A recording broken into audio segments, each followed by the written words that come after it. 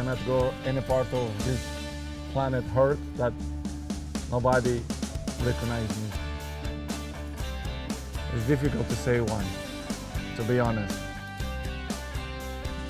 Some places that I knew it this year, Red Sea, very nice place. And I recommend for all the world to visit that amazing place.